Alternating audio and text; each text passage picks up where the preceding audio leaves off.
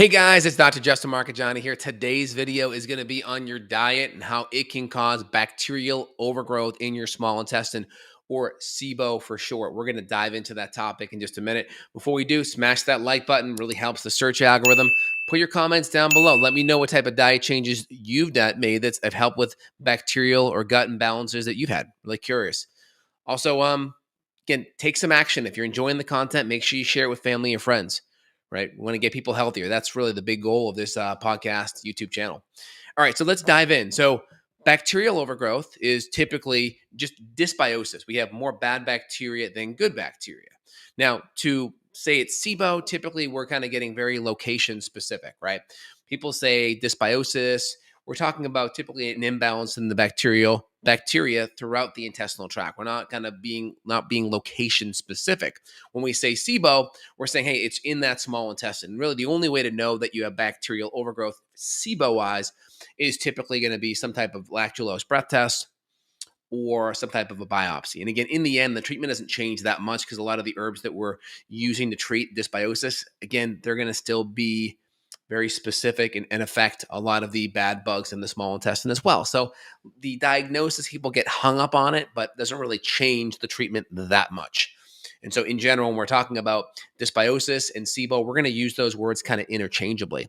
But there's a handful of bacteria that we'll see that will drive SIBO.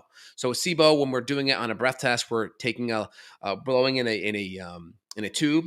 We're taking a lactulose solution and we're blowing every 20 minutes, and we're looking for increase in hydrogen and methane gases. So it's an indirect marker. It's the bacteria in the guts feeding on that lactulose as it moves down the intestinal tract. We're going to have methane and hydrogen based on increases in bacteria in those areas. And so essentially, those bacteria, what are those bacteria that's increasing the hydrogen and increasing the methane? That's really the key question. Most of the time, you're going to see things like Citrobacter, Klebsiella, Proteus, Pseudomonas, Morganella, right? Sometimes Strep, Pneumoniae, Staphylococcus. These are all common bacteria that you're going to see that these are the actual bacteria that are overgrown. They've migrated up from the colon into the small intestine. These are the ones that are overgrown that are eating that lactulose solution that are providing that increase or spikes in methane or hydrogen. Now, on a lactulose breath test, we're typically looking at, usually above 15 for hydrogen, 20 for methane and hydrogen total. Some will say methane alone, we want to be, 3 or less. Anything greater than 3 is a problem. Some will say 7 to 10. So in general, that's important to look at. And usually the 2-hour cutoff, that 2-hour cutoff is where that lactulose starts to go into the colon. And it's normal for a second peak of hydrogen and methane once it hits the colon. So it's really important to look at that first 2 hours. That kind of gives you a window of where you're at in the small intestine space. Very important. Now, bacteria, when overgrown, there's a couple of factors that are going to affect overgrowth. So lots of processed sugar, refined sugar, grains, these things are going to have a negative impact because bad bugs love easy to digest food. It's easy to break down, instant sources of energy. So processed sugar, processed grains tend to drive a lot of bacterial overgrowth, especially foods that may have antibiotic or pesticide residue that may negatively impact the microflora to begin with. And then we have what's called rebound overgrowth. Think of rebound overgrowth as you go out in your garden, you pull a whole bunch of weeds. You don't ever have to worry about growing weeds back. They just grow automatic, right? If you want to plant some tomatoes or cucumbers, you have to specifically plant those seeds of tomatoes and cucumbers. Those don't grow automatically. Weeds grow automatically. And so think of the bad bacteria as what grows automatically. So when you take something and you clean things out, you go out to your garden, you pull all the weeds out, weeds will grow automatically. Bacteria will overgrow automatically. Now, when you're flooding the zone with lots of refined sugar, grains, more inflammatory foods, the bugs love those foods, easy to process, easy fuel source for them, and they tend to flourish. And of course, if we add in there any antibiotic exposure, any pesticide exposure, antibiotics in the food, GMOs, those kind of things, that's going to negatively impact the gut microbiome, and that's going to cause another rebound overgrowth, right? Rebound overgrowth kind of on the micro level would be the food. On the macro level would be actually taking antibiotics due to illnesses. So really important there. Now we have fermentable carbohydrates. These are FODMAPs, right? Fructo, oligo, disaccharide, mono, and polyols. These are fermentable fibers that are in a lot of healthy foods. You see them in broccoli. You see them in cruciferous vegetables. You see them in onions. You see them in garlic.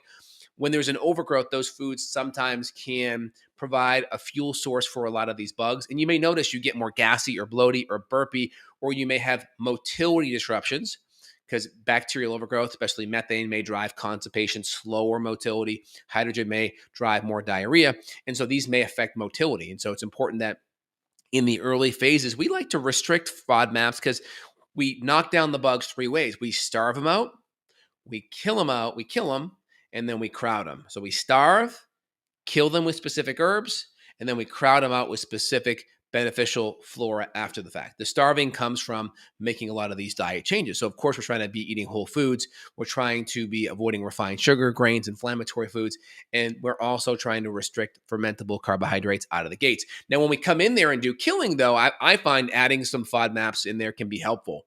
Dr. Pimentel has done studies looking at things like guar gum, adding little bits of guar gum and things like that to antibiotic protocols, and he found better success. So why? Because think of it as cheese on the mousetrap.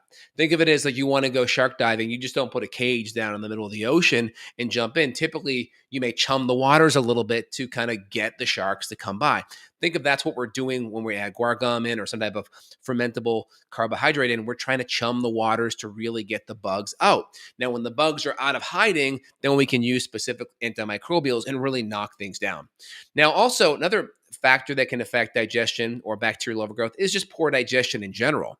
If we have a lot of food intolerances, food allergies, we're not breaking certain foods down due to inadequate enzymes, acids, biliary insufficiency, that can definitely be problematic. And so if we have poor digestion on that, that's going to be a big, big problem there because we got to get the enzymes, the acids up. All of those things make a really, really big difference. So we want to be on top of that. And that plays a huge, huge role. And then, of course, eating good proteins, eating good fats. If we're consuming lots of carbohydrate, that's going to drive things like too much fruit, any kind of fruit juice, even if it's not processed or refined sugar, that's going to be a problem. So we got to be on top of that. All right. And so I always tell patients, we got to dysglycemia, making your blood sugar go up and down, up and down. That can definitely be problematic. So on that front, very important that we're on top of all that. Now, diet and lifestyle wise, of course, stress, chronic inflammation can really shut down hydrochloric acid, can shut down enzymes, can shut down your body's ability to activate your digestive juices. And of course, the more we have food sitting there in our gut, not breaking down optimally, we can have fermentation, rancidification, putrefaction. Essentially, that food inside your tummy rots. And that's going to create lots of problems. And so we want to be on top of that. That's very important. Indigestion can create issues. Of course, the more indigestion we have, the more chance we're going to have gut permeability, leaky gut. The more gut permeability we have, the more undigested foods, bacteria, endotoxins, lipopolysaccharides. These foods can make their way in to the intestinal tract, and that's not good either because then that can create immune stress.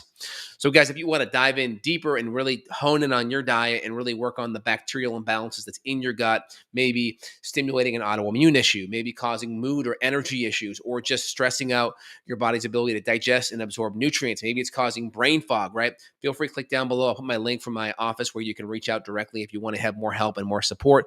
We are here to help you worldwide. And any other questions, put your comments below. And if you guys enjoyed today's podcast, please let us know as well. Now, I think starting off here, foundational nutrients are going to be hydrochloric acid, enzymes. These are going to be foundational.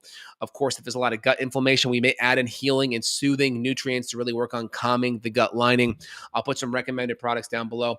And typically, we want to do specific gut testing. I'm a bigger fan of higher quality stool testing. I'll typically do that with the organic acid testing instead of breath testing. Breath testing is good, but I can get more information out of other tests. So it's something I put in my tool bag, but it's not something I use every single time. I like to cast a bigger net when I go fishing. That way I can catch more things versus a smaller net, which is what I consider with the SIBO breath test. So if you enjoyed it, thumbs up, comments below, links below for your references too, guys. All right, have a good day. Take care. Bye.